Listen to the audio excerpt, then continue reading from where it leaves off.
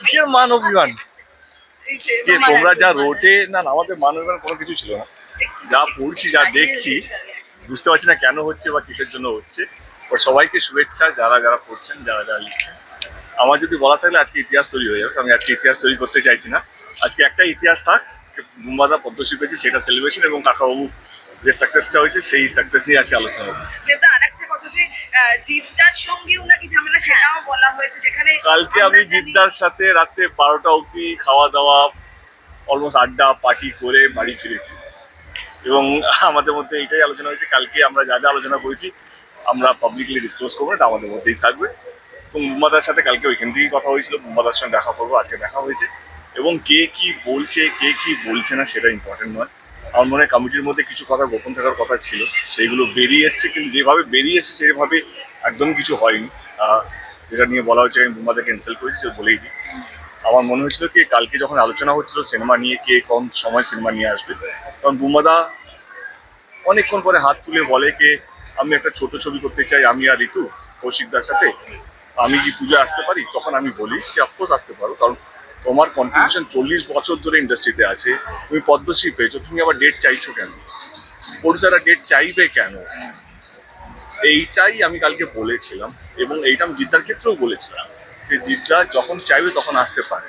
তো সেইখানে আমার সাপোর্ট থাকবে জিদ্দাকে, আমার সাপোর্ট থাকবে বুম্বাদাকে। জিদ্দা 25 বছরের কন্ট্রিবিউশন, বুম্বাদা 40 বছরের বেশি কন্ট্রিবিউশন। আমাদেরকে যদি আবার চাইতে হয় কি ভাই আমরা ছবি এত, আমাদের ছবিগুলো বাজেটও বেশি হয়, সেই বাজেট ইনভেস্ট করার পর যদি আমাদেরকে লাইনের পিছনে দাঁড়িয়ে বা বসে আমাদেরকে ইম্পা থেকে যদি ডেট চাইতে হয়, সেটা আমার মনে হয় মতন লেভেলের লোকের একটু মানহানি কোথাও যেন আমার মনে হয়। সেই জায়গা থেকে কালকে আমি যেটা বলেছিলাম, এবং আমি আবার বলছি, আমি আবার রিপিট করছি, আমি কি বলেছিলাম সেটাকে অন্যভাবে দেখানো হয়েছে।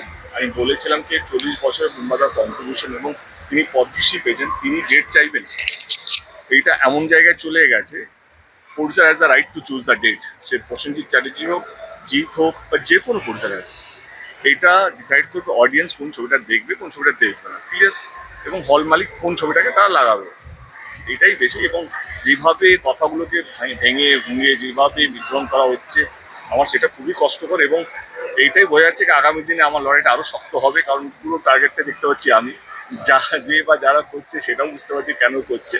এটাই বললো কি আমার লড়াইটা বাংলা ছবি এগিয়ে যাক, আমার বুম্বাদা চিন্তাও তাই, এবং আমার মনে হয় অধিকাংশই তাই।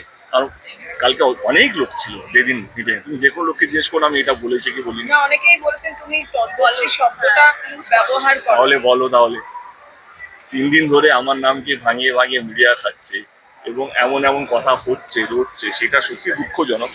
এবং খুব কম লোকই এটা প্রতিবাদ করেছে যারা ছিল, আমার এক্সপেক্ট করছিলাম আরও লোক এসে এটাকে নিয়ে বলবে, যে দেব এটা বলেনি।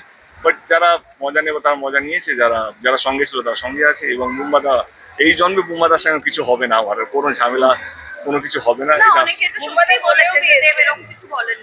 সেটাই বলছি, যারা সঙ্গে ছিল তারা সঙ্গে আছে। আমি আবার বলছি, এই জন্মে আমার বুম্বাদার কিছু খারাপ মনে হয় হবে না, সেটা মিশুক বা অর্পিতাদি জানে, আমার বাবা মা জানে। তো যেইভাবে যারা চেষ্টা করছে তাদেরকে শুভেচ্ছা, আরো চেষ্টা করুক। Thank you.